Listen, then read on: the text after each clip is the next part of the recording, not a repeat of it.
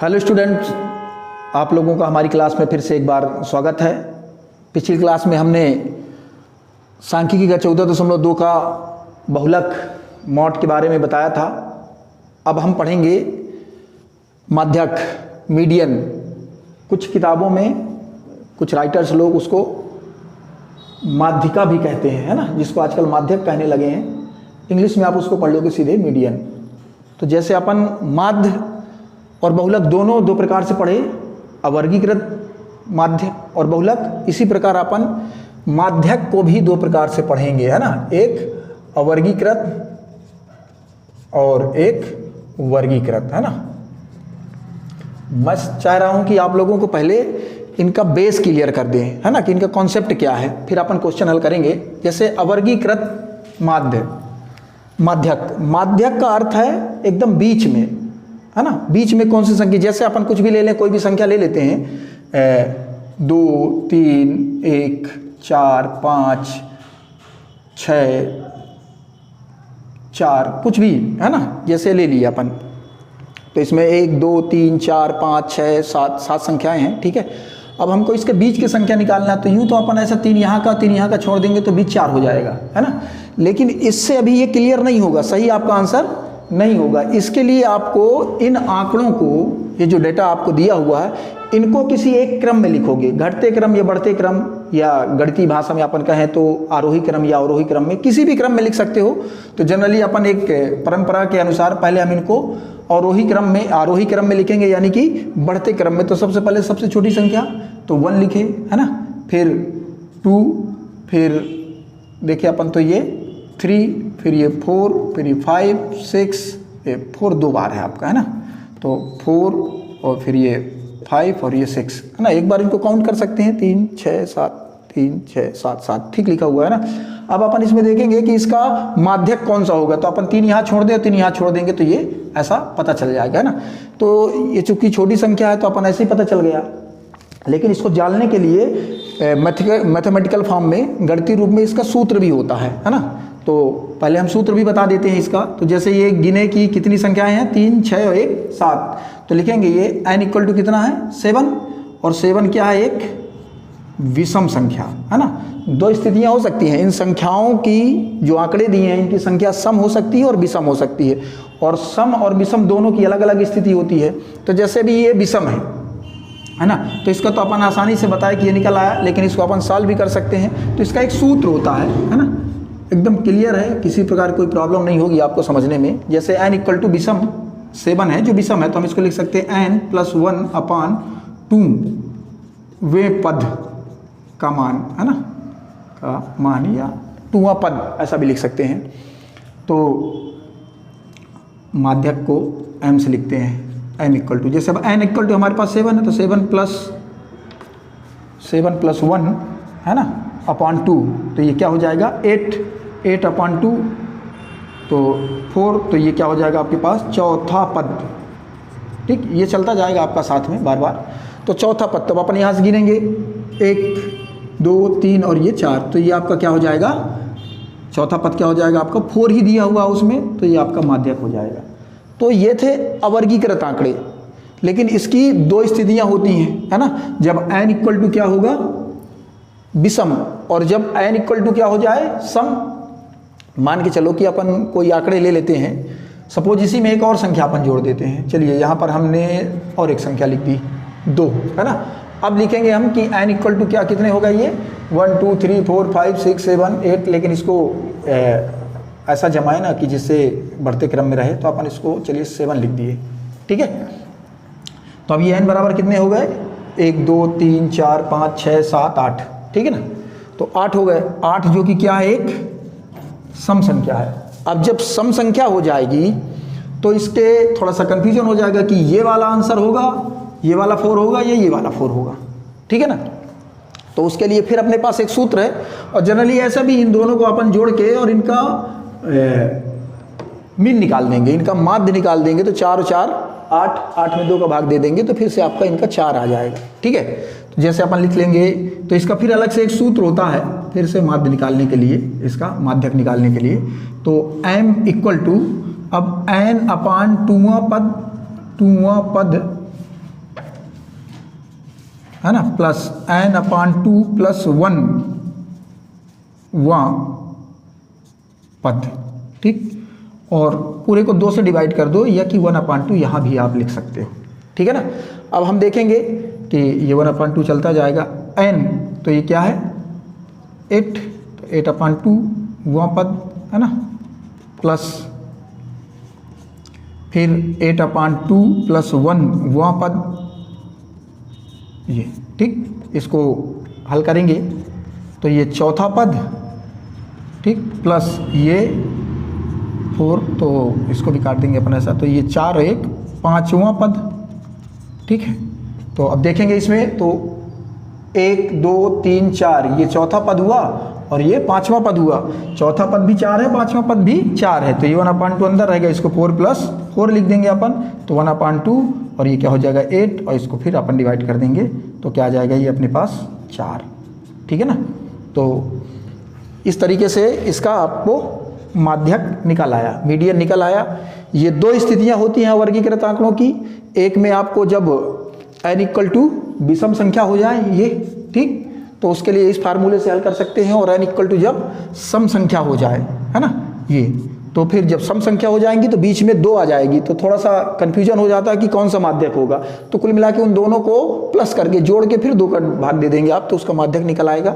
और उसका ये गणितीय सूत्र भी है ना। तो इस तरीके से अपन क्वेश्चन को पढ़ने से पहले, चूंकि ये 10वीं में अवर्गीकृत आंकड़ों के लिए बस ऐसे थोड़ा सा बताया है, 9th में इसके बारे में काफ़ी दिया था, तो हमने आपको फिर से याद दिलाया। अब हम चलते हैं प्रश्न की ओर, जिसमें हम क्या पढ़ेंगे अब, वर्गीकृत आंकड़े, ठीक है ना। तो आते हैं अब अपन क्वेश्चन की ओर। तो बच्चों अब ये अपन इसका एग्जाम्पल नंबर, उदाहरण नंबर 7 पढ़ेंगे, है ना, जिसकी सारणी हमने बना ली है। वो इसलिए बनाए हैं क्योंकि जिससे ज़्यादा समय न लगे और थोड़ा सा इसको सॉल्व करके बताना पड़ेगा। आपका पहला ही एग्जाम्पल, ये एग्जाम्पल नंबर जो 7 है, इसी में थोड़ी सा अलग चीज़ दी हुई है ना। जैसे आंकड़ों में आपने देखा होगा कि सीधे वर्ग अंतराल बना रहता था, लेकिन इसमें 140 से कम, 145 से कम, 150 से कम, 155 से कम, 160 से कम, 165 से कम, है ना। थोड़ा एक बार क्वेश्चन सुनिए, फिर इसको हम आगे बताते हैं कि किसी स्कूल की कक्षा 10वीं की 51 लड़कियों की ऊंचाइयों का एक सर्वेक्षण किया गया है और निम्नलिखित आंकड़े प्राप्त किए गए हैं। तो उसकी माध्यक ऊंचाई हमको ज्ञात करना है, ठीक है। अब चूंकि ये पहला जो आपको एग्जाम्पल ये दिया हुआ है, ये थोड़ा सा अलग दिया हुआ है, इसको हम पहले वर्ग अंतराल में बदलेंगे, ठीक है ना। अब देखते हैं कि उसको अपन कैसे बदलना है। जैसे 140 से कम लिखा हुआ है, तो हम इसको अब कैसे बनाएंगे।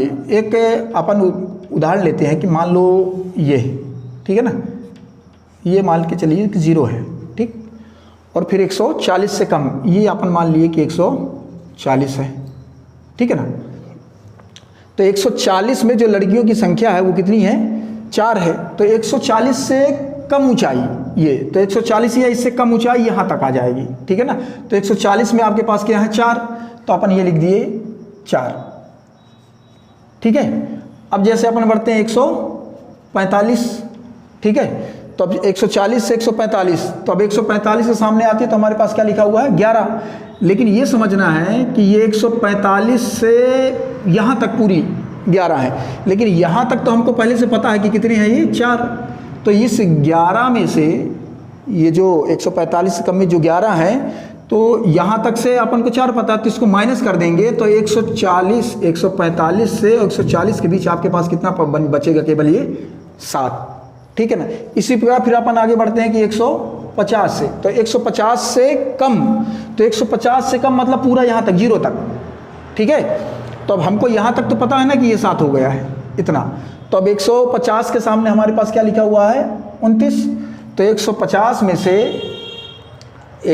से हम क्या माइनस कर देंगे, ये 11, ठीक है ना।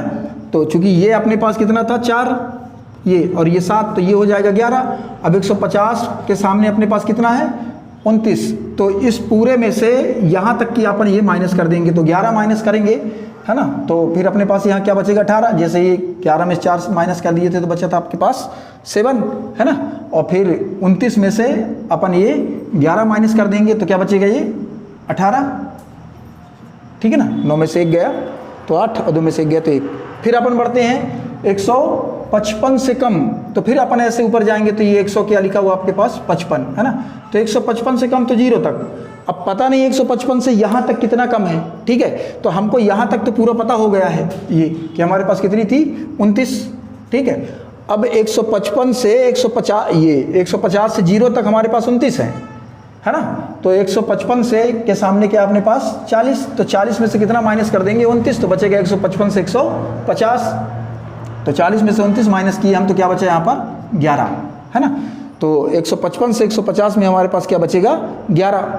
फिर अपन देखते हैं हमारे पास क्या 160, तो ये 160 से ये पूरा 0 तक कितना है 46 है ना, लेकिन हमको यहाँ तक पता हो गया है, ठीक, कि कितनी है यहाँ तक हमारे पास टोटल 40, यहाँ से यहाँ तक पूरा है 40, ठीक, तो हम इस ये 46 में से 40 माइनस कर देंगे तो कितना बचेगा हमारे पास 155 तक, ठीक है, तो यहाँ पर कितना आ जाएगा हमारे पास केवल 6 आ जाएगा, ठीक। इसी प्रकार फिर ये हमारे पास आखिरी क्या जाएगा 165, तो 165 से कम मतलब 0 तक कितनी है 51 टोटल, ठीक है। तो अब यहाँ तक का तो हमको पूरा क्लियर हो गया कि कितने थे हमारे पास 46, 46, तो अब ये 51 में से हम 46 को माइनस कर देंगे तो कितना बचेगा हमारे पास 5, ठीक। अब आपका आंकड़ा जो बन गया ये 140 से कम है ना। अब लेकिन यहाँ पर अपने क्या बन गया 140 से 145, हमने सब निकाल के बताया था अलग से आपको ये, ठीक, और 145 से 150, फिर 150 से 155 और 155 से 160 और 160 से 165 तक, ठीक है ना। तो इस तरीके से भी अपनी ये सारणी तैयार हुई। या आसान शब्दों में, वैसे आपको ये कॉन्सेप्ट समझ में आया होगा, या आसान शब्दों में हम ये कह दें कि जब ऐसे क्वेश्चन दिए रहते हैं कम वाले तो आप वर्ग अंतराल बना लीजिए, ठीक है, और जो ये संख्या दी हुई है ये आपको पहले से CF दी हुई है ना, संचय बारंबारता, ठीक, और ये हमने उसकी क्या निकाल ली है बारंबारता, ठीक। तो ये बारंबारता मतलब जैसे अभी अपन आगे क्वेश्चंस में पढ़ेंगे कि बारंबारता दी होगी तो उनको अपन प्लस करके जोड़ जोड़ के उसका संचय बारंबारता निकालेंगे, है ना, जिसको अपन CF क्युमुलेटिव फ्रीक्वेंसी कहते हैं। इसमें थोड़ा सा उल्टा दिया हुआ था, आपको पहले से उसकी संचय बारंबारता दी थी, अब हम उसकी और उसकी हम बारंबारता निकाले हैं, ठीक। अब इसको अपन आगे हल करते हैं। तो जैसे सबसे पहले अपन ये देखेंगे इसमें कि संचय बारंबारता, तो इसको जोड़े तो क्या मान आया, अपन इसको भी जोड़ेंगे n = तो ये भी क्या मान आएगा, ठीक है ना। अब इसका हम हाफ कर देते हैं, आधा, तो जैसे ये n = 51 आया है तो n/2 = 51/2, तो n/2 क्या हो जाएगा ये 25.5, ठीक है। तो ये n ये था तो अपने पास n/2 कितना आ गया 25.5 आ गया, ठीक। अब जैसे ये अपना n क्लियर हुआ n/2 25.5, अब हम ये देखेंगे कि ये 25.5 कहाँ आ रहा है ना, तो 25.5 एग्जैक्ट कहीं पर नहीं है, ठीक है ना, तो ये किसके अंतर्गत है, तो उससे बड़ी वाली संख्या देखेंगे, है ना। तो जैसे 25.5 है तो ये कहाँ पे आएगा, ये 29 के अंतर्गत है ना, तो ये आपका पूरा ये बनेगा, ठीक। तो ये जो हमारी संचय बारंबारता का ये जो मध्यक निकल के आया है, इसके पूर्व वाले को हम क्या कहते हैं, ये संचय बारंबारता के पूर्व की बारंबारता, जिसको हम CF से लिखते हैं, ये हमारे पास क्या हो जाएगा 11, ठीक। और फिर ये माध्यक वर्ग की बारंबारता, इसको हम क्या लिखते हैं F से, तो F = ये माध्यक वर्ग की बारंबारता हमारे पास क्या गई है 18। और देखेंगे इसका वर्ग अंतराल कितने का था, ये 145 से 150, तो इसकी ये निम्न सीमा क्या हो जाएगी 145, ये 145, ठीक है। और उसका वर्ग अंतराल कितने कितने का अंतराल है इसमें 140 से 145 145 से 150 मतलब 5 का, ठीक है ना। ये प्रेक्षणों की संख्या थी अपने पास n, ठीक है, ये n = अपने पास ये आ गया था 51।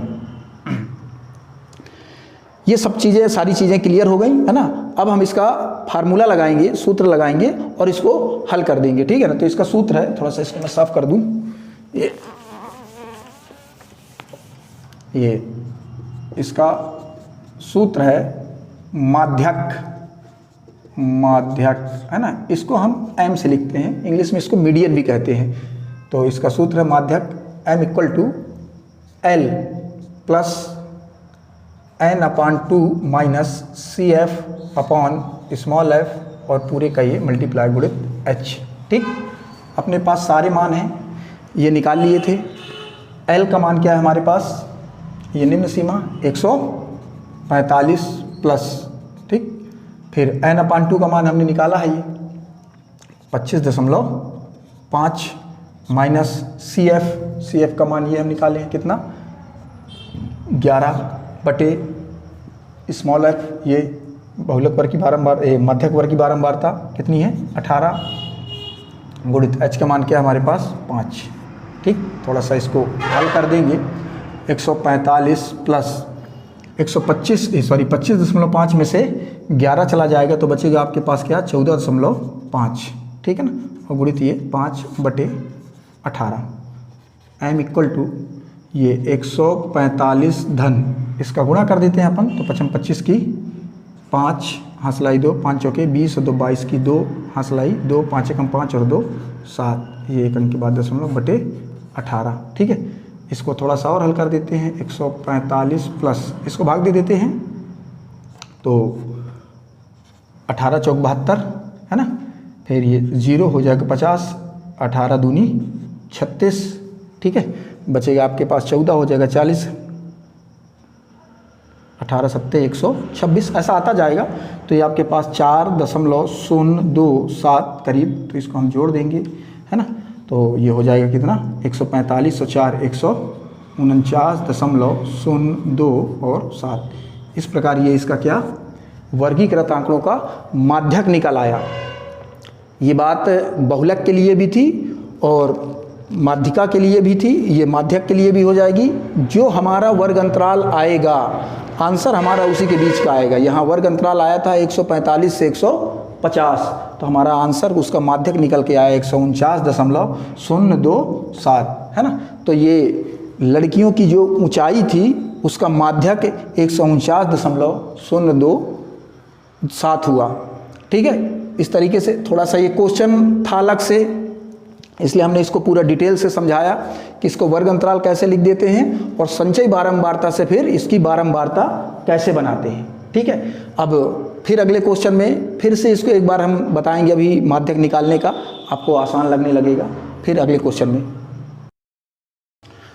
बच्चों अब अपन पढ़ेंगे प्रश्न नंबर 8, एग्जाम्पल नंबर 8। ठीक है, उसके ये मैंने टेबल बना ली है पहले से।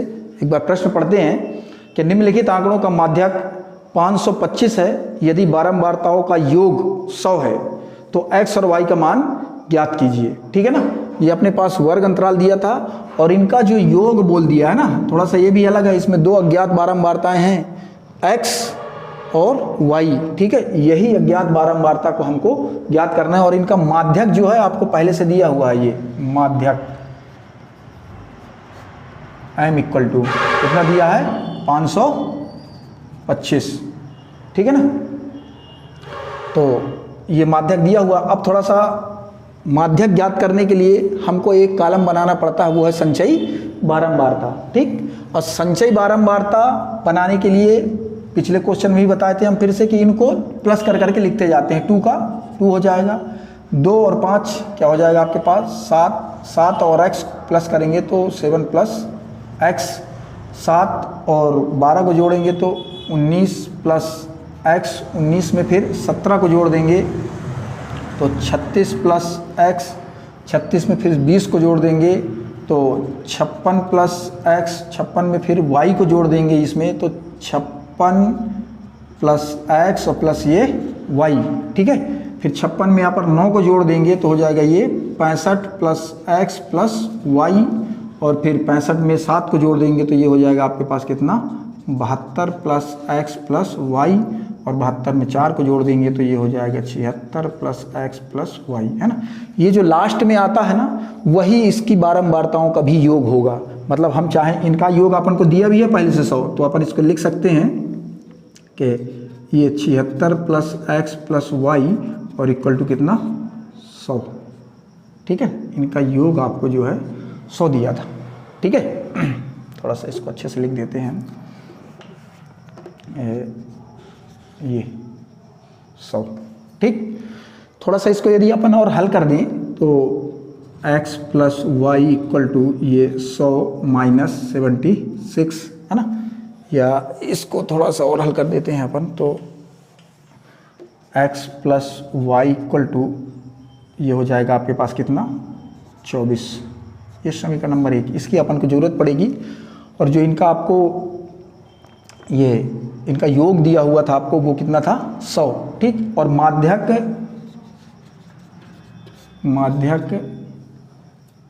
कैपिटल M इक्वल टू ये 525 दिया हुआ था, ठीक। अब देखते हैं कि जो माध्यक हमको दिया हुआ है इससे अपन पता करेंगे कि कौन सा वर्ग अंतराल होगा, है ना। तो कितना ये 525, और अपन को पता है कि चाहे वो बहुलक निकालना हो या माध्यक निकालना हो, जो वर्ग अंतराल दिया रहता आंसर उसी के अंदर का ही होता। तो 525 कहाँ पर है हम देखेंगे तो 525 जो है तो ये यहाँ से, ये 500 से और 600 के बीच का है, ठीक है ना। ये क्लियर हुआ, ये माध्यक से अपन क्लियर किए। तो अब यहाँ पर ये भी क्लियर हो गया कि ये जो संचयी बारंबारता क्या ये माध्यक है, इसके पूर्व की बारंबारता को हम क्या कहते हैं CF से लिखते हैं, ठीक है ना।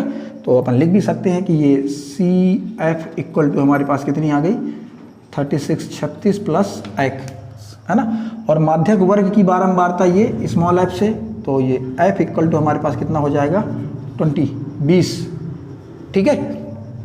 और इसका वर्ग अंतराल कितने का है L इक्वल टू, वर्ग अंतराल तो अपने पास 100 का है, तो ये माध्यक वर्ग का बारंबारता जो है तो इसका ये निम्न सीमा L कितना हो जाएगा 500, और इसका वर्ग अंतराल H इक्वल टू कितना हो जाएगा 100, ठीक। ये फिर अपन सारी चीज़ें इसमें से निकाल लिए हैं।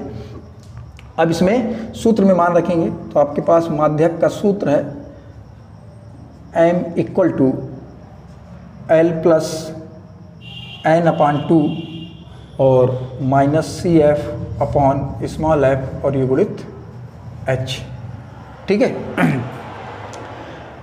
ये जो बारंबारता है इसमें आंकड़ों की संख्या जो है वो 100 है, ठीक है।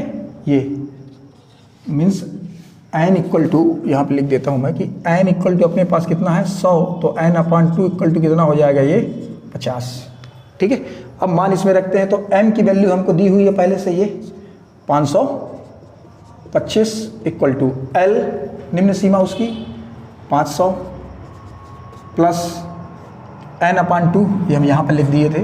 तो 50 माइनस CF का मान हमारे पास 36 माइनस x है, 36 माइनस x, चूँकि यहाँ माइनस लगा हुआ तो आप ब्रैकेट चालू कर देना यहाँ पर, है ना। अपॉन स्मॉल f की वैल्यू कितनी है 20 गुणित h का मान कितना है 100, ठीक। थोड़ा सा इसको हल करते हैं। 525 इसको तो पहले से इस तरफ ले आओ आप, तो -500 इक्वल, जिससे आसान हो जाए। ये 50 ब्रैकेट इसका हटाएंगे, कोष्टक तो निशान बदल जाएगा, ये 36 36 और ये वाले माइनस से ये माइनस क्या हो जाएगा प्लस, ठीक है ना। ये सॉरी ये 36 प्लस x था, है ना, मैंने यहाँ पर ठीक लिखा है। तो ये भी क्या हो जाएगा माइनस, ठीक। और इसको अपन चाहें तो ये 20 से कम 20 पंचे 100 काट दिए अपन, ठीक है। तो ये बचा आपके पास गुणित 5, 525 में से 500 माइनस हो जाएगा तो केवल क्या बचेगा आपके पास 25, ठीक है।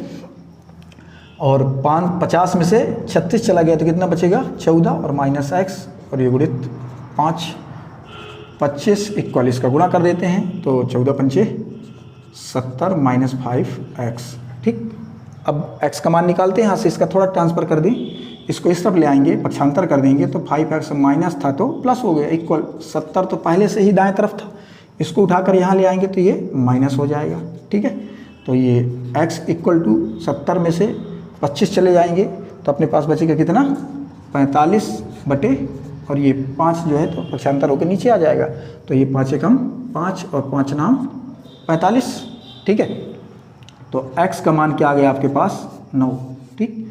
अभी अपने पास दो बारंबारता अज्ञात थी, है ना, एक ये x और एक ये y, तो अभी हमने एक निकाला है, x का मान आ गया क्या 9, ठीक।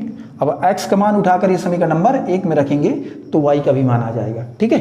तो ये x का मान समीकरण 1 में, ठीक है ना। तो समीकरण 1 आपके पास क्या था, x प्लस वाई, तो x का मान रख दिए अपन 9 प्लस y इक्वल टू 24, ठीक है। थोड़ा सा यहाँ देख लेते हैं, तो ये y इक्वल टू 24 माइनस 9 है ना, तो y इक्वल टू, अब ये 24 में से 9 चला जाएगा तो क्या बचेगा आपके पास 15, 4 के मान 14 में से 9 गया तो 5, ठीक है ना, 15। तो इस तरीके से ये आपका x का मान अज्ञात बारंबारता, x का मान क्या आ गया 9 और y का मान आ गया 15, ठीक है ना। 15 और 9 को अगर हम जोड़ेंगे तो 24 और यहाँ पर रख देंगे x प्लस वाई का मान, तो ये x और y का मान जोड़ देंगे तो ये क्या आ जाएगा अपने पास 24। तो इस तरीके से आपके उत्तर की जांच भी हो जाएगी, ठीक है ना। और यह कि ऐसा भी चेक कर सकते हैं, x और y के मान उठाकर यहाँ पर रखेंगे तो 24 और 76 हो जाएगा 100, और ये बारंबारता का जो योग था वो भी था 100। इस तरीके से आपने देखा कि ये एक क्वेश्चन था जिसका हमको माध्यक निकालना था। इसमें 2 चीज़ें अज्ञात थी, x और y, और हमको माध्यक दिया हुआ था पहले से, ठीक। तो हमने दोनों अज्ञात बारंबारता x और y का मान निकाल लिए। ऐसा एक प्रश्न आपको प्रश्नावली में मिलेगा, वो बल्कि इससे सरल है ना। तो इस तरीके से आपका एग्जाम्पल नंबर 7 और एग्जाम्पल नंबर 8 दोनों हो गए। आप लोग इनकी अच्छे से प्रैक्टिस कर लीजिएगा तो आपसे बनने लगेंगे। अब अपन फिर चलते हैं प्रश्नावली की ओर चलेंगे। अब तो अब 14.3 के प्रश्नावली के क्वेश्चन पढ़ेंगे।